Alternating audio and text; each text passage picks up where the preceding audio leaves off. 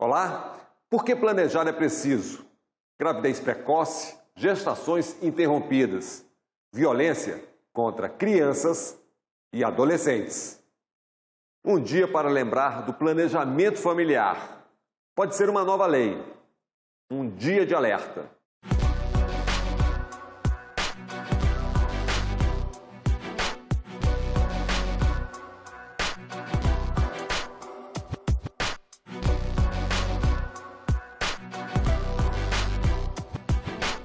Nós tivemos 21.520 meninas que engravidaram em 2019 com menos de 14 anos de idade. Depois de uma gravidez não planejada, 2, 3 anos depois ela volta para a gente grávida novamente. O Brasil enfrenta números elevadíssimos de crianças sem o registro do pai. A gente sabe que o acesso ao planejamento familiar, ele pode impactar positivamente toda a sociedade.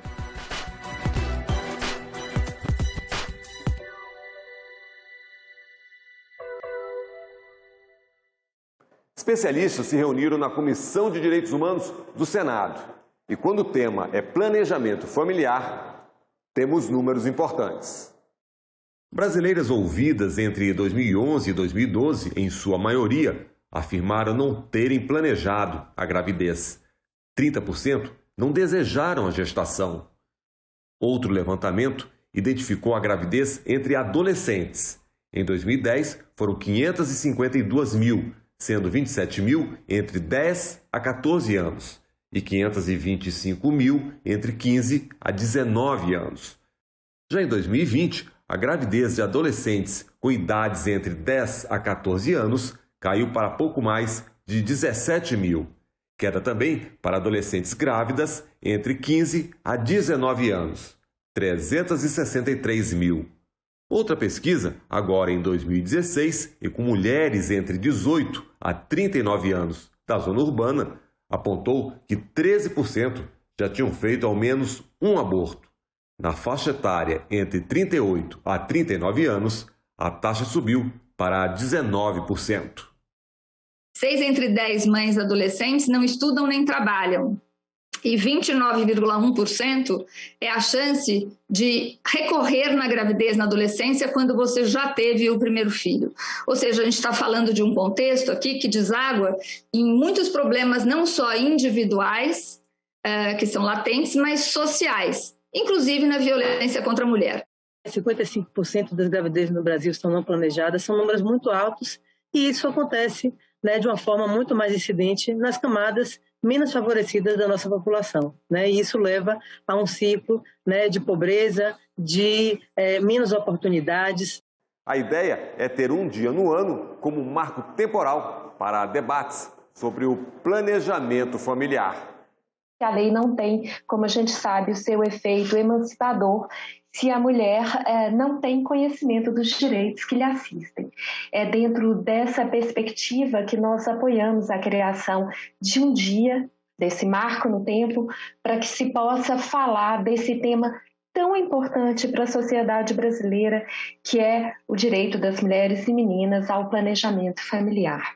É por isso que nós entendemos que esse dia deve ser instituído, para que o Brasil, de certa forma, a sociedade brasileira entenda a importância do planejamento familiar como um instrumento, de transformação individual, já que se a menina tiver acesso a métodos contraceptivos, ela não vai engravidar na adolescência e vai poder ter uma vida melhor.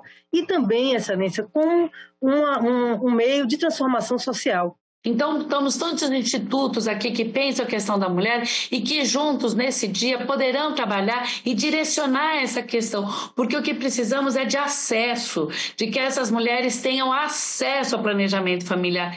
Essa pauta atende à verdadeira efetivação da dignidade da pessoa humana, da paternidade responsável, da proteção especial da família, da criança e do adolescente. E aí a gente fala também na concepção, na contracepção e também nas políticas destinadas ao nascituro, à primeira infância. Nós acreditamos realmente que a instituição do dia do planejamento familiar fortalece e muito essa luta, que é importantíssima. Tenho certeza que essa data não só será para o planejamento familiar, mas será a data das mulheres que vão lembrar sempre de vocês que cuidaram, estimularam e pensaram nos sonhos das mulheres que precisam ser realizados.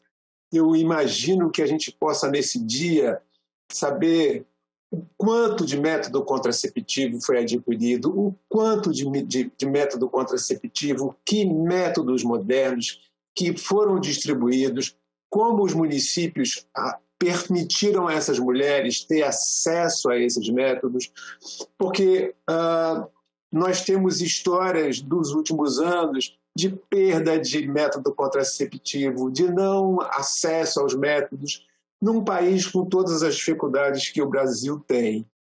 Mas você sabia que o planejamento familiar já está previsto em lei?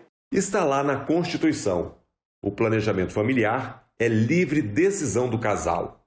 E a lei que regulamenta o dispositivo constitucional diz: o planejamento familiar orienta-se por ações preventivas e educativas e pela garantia de acesso igualitário a informações, meios, métodos e técnicas disponíveis para a regulação da fecundidade.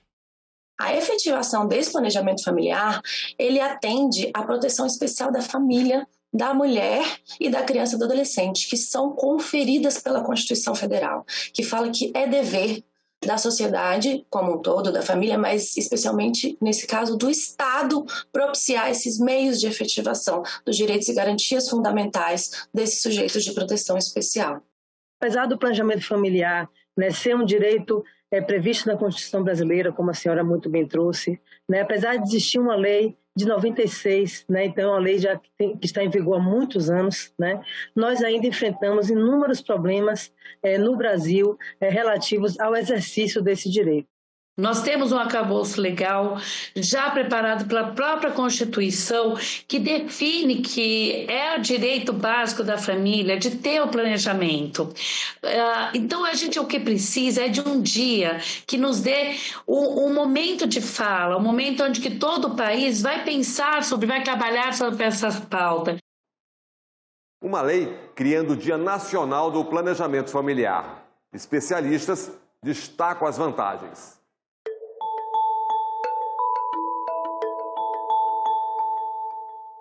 A gente sabe que o acesso ao planejamento familiar, ele pode impactar positivamente toda a sociedade, e especialmente em relação aos melhores cuidados da primeira infância, a permanência das mulheres no mercado de trabalho e das meninas na escola, e maiores oportunidades de desenvolvimento e mobilidade social.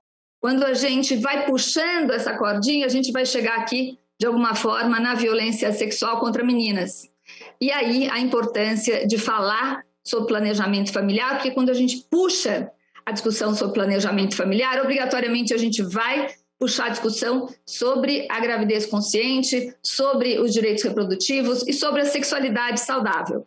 E aí a gente vai cair também na questão da violência sexual contra crianças e adolescentes.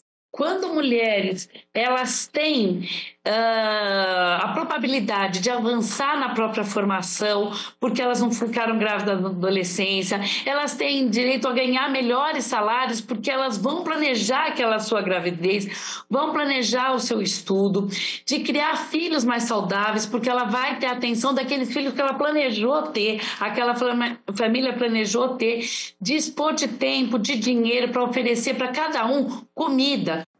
O Dia Nacional do Planejamento Familiar pode vir a ser uma realidade, mas o país tem outras datas que merecem ser lembradas agora. Temos o Maio Laranja, de combate ao abuso e à exploração sexual de crianças e adolescentes. Tem o Dia Nacional de Redução da Mortalidade Materna. O 26 de setembro, Dia Mundial da Contracepção. E a Semana Nacional de Prevenção da Gravidez na Adolescência. A sugestão proposta pelas fundadoras do Instituto Planejamento Familiar seria declarar o dia 26 de setembro o Dia Nacional do Planejamento Familiar, quando já se celebra o Dia Mundial da Contracepção, instituído pela ONU, visando ampliar as ações de conscientização sobre o tema, e ainda, dessa forma, a gente reforça os compromissos com a promoção das políticas públicas que garantam acesso aos métodos contraceptivos disponíveis no SUS, no nosso Sistema Único de Saúde.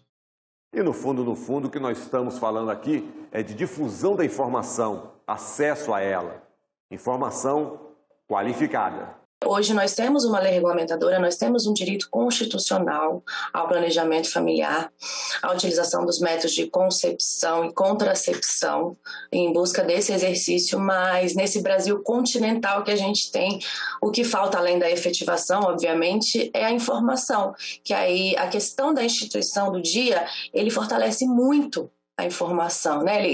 Quando a gente tem um dia especial destinado a um tema, existem campanhas que promovem, vários institutos como os nossos que estão aqui promovem campanhas e divulgam, enfim, eu acredito que fortalece realmente essa informação de tamanha importância. É isso, informação para todos, principalmente para os adolescentes. E aqui falamos da gravidez precoce.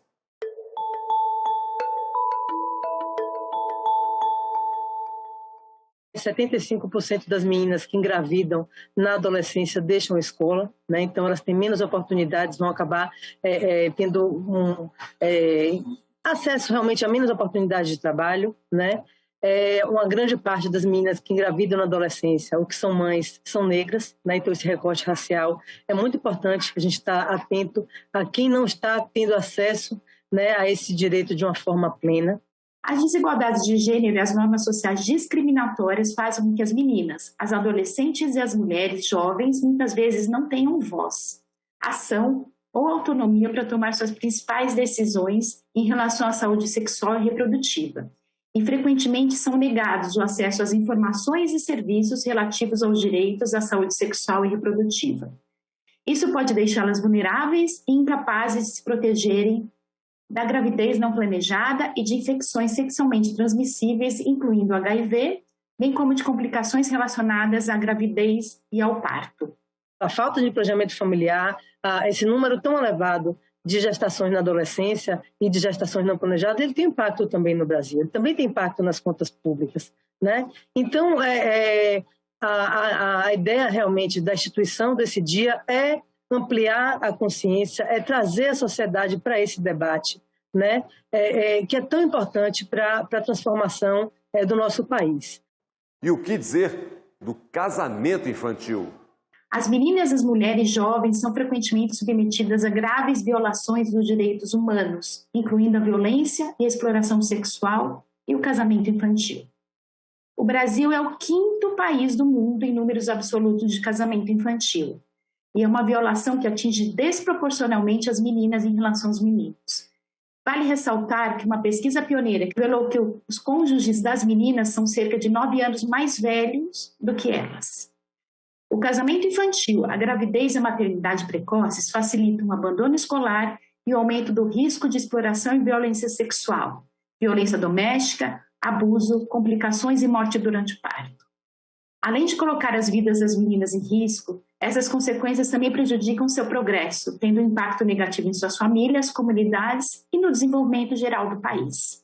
Planejamento zero, gravidez inesperada e o bebê sem o registro do pai. Uma realidade no país.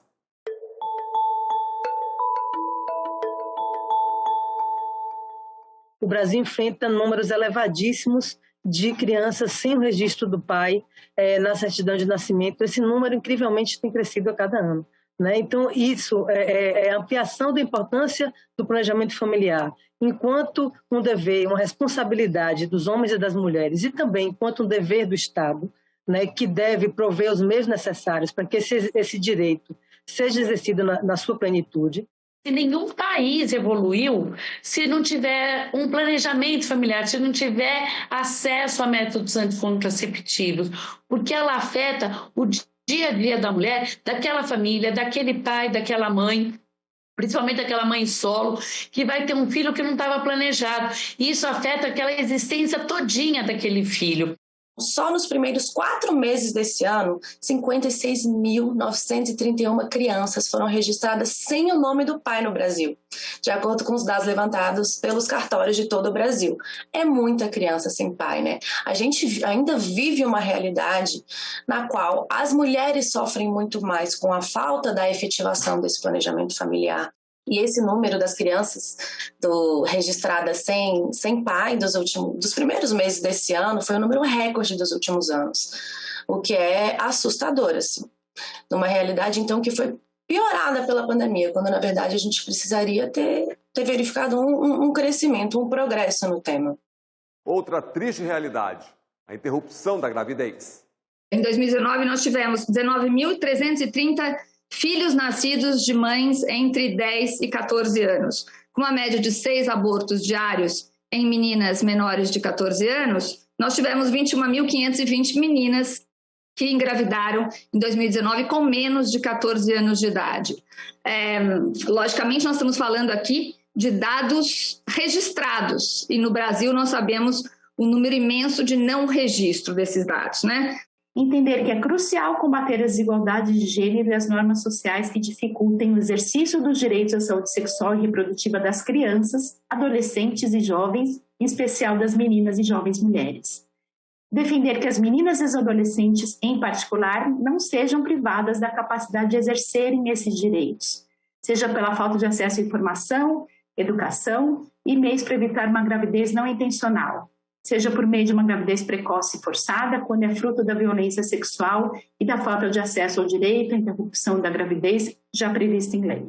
E quando se fala em gravidez na adolescência, é preciso destacar os riscos que envolvem essa gestação e para o desenvolvimento da criança. Em 2020 foram 380 mil gestações nessa fase da vida, né? Que, a depender da idade, representa até uma violência. E segundo a OMS, filhos de mães adolescentes têm maior probabilidade de apresentar baixo peso, maior probabilidade de morte do que os filhos de mães com 20 anos ou mais. Durante o primeiro ano de vida, os filhos nascidos de mães adolescentes apresentam taxa de mortalidade infantil de 2 a 3 vezes maior do que de mães adultas, e um aumento de até 6 vezes na incidência de síndrome de morte súbita. Além disso, as mães adolescentes que engravidam, elas têm maior probabilidade de desenvolver síndrome de hipertensão, partos prematuros, anemia, pré-eclâmpsia, desproporção fetopélvica, restrição do crescimento fetal, além de problemas consequentes dos abortos provocados. Ainda de acordo com os dados do Ministério da Saúde, nas jovens de 15 a 19 anos, a probabilidade de mortes relacionadas à gravidez ou parto é 2 vezes maior que nas mulheres de 20 anos ou mais. Quando eu falo de menores de 15 anos, esse risco é aumentado em 5 vezes. E outra constatação que choca: depois da gravidez indesejada, a criança rejeitada.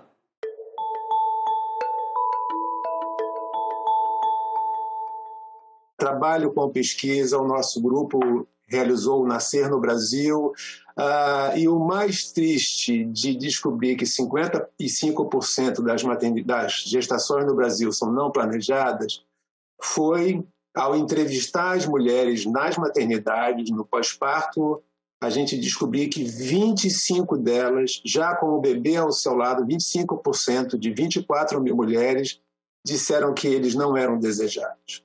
Então, isso mostra a dureza, né, da vida das mulheres, de enfrentarem uma gestação não planejada, mas de, ao final de todo o processo, dizer que ainda esses bebês não são desejados. A gente já falou da importância da informação, mas sabe o que preocupa? Quando a própria adolescente vê na maternidade um projeto de vida. Mas tem uma questão, e aí eu estou falando realmente do lugar do profissional de saúde, é que a gente muitas vezes vê que as meninas... O problema não é a falta do acesso, é a falta da educação. A gente precisa que o acesso, os direitos sexuais e reprodutivos, o acesso aos métodos, ele caminhe junto com a educação. Porque sem a educação, sem a possibilidade de um projeto de vida, o que a gente vê é que muitas vezes as meninas acham que a gravidez e a maternidade são um projeto. É muito frustrante para a gente, nós atendemos adolescentes, perceber que todo o esforço que nós fizemos no sentido de que ela tivesse alta da maternidade, depois de uma gravidez não planejada, 2, 3 anos depois ela volta para a gente grávida novamente. E o tema planejamento familiar também é meta das Nações Unidas, até 2030. O Objetivo 3 de Desenvolvimento Sustentável da Organização das Nações Unidas busca assegurar uma vida saudável e promover o bem-estar para todas as pessoas em todas as idades. Até 2030, a meta é assegurar o acesso universal aos serviços de saúde sexual e reprodutiva, incluindo o planejamento familiar, informação e educação, bem como a integração da saúde reprodutiva em estratégias e programas nacionais. Nós precisamos aumentar a proporção de mulheres em idade reprodutiva que utilizam métodos modernos de planejamento familiar e diminuir drasticamente esse número de nascidos vivos de mães adolescentes para que o Brasil consiga atender essa meta 3.7, para que nós consigamos ter realmente um cenário diferente desse que nós enfrentamos hoje. Assegurar os direitos de todas as crianças, adolescentes e jovens é fundamental para alcançar a igualdade de gênero, que é um dos objetivos do desenvolvimento sustentável, como bem falou Ana Clara. Vem aí o projeto de lei do planejamento familiar. O debate no Congresso só está começando. A prosperidade de uma nação, ela está necessariamente ligada também ao direito constitucional que nós temos de planejar o desenvolvimento da família. Quando a gente fala de planejamento familiar, também fala de questão racial, também fala da questão da gravidez na adolescência. Ter um dia para todos os institutos que estão aqui representados hoje, mas que todos os institutos, toda a sociedade passe a falar sobre o tema. Isso traz clareza, traz possibilidade de maiores acessos. Também aos contraceptivos que já estão previstos e já estão fornecidos pelo SUS, que a gente precisa melhorar a política pública de acesso. Eu queria agradecer mais uma vez a Ana Clara e a Lilian e reiterar o nosso compromisso de propor o projeto de lei para a criação do Dia Nacional.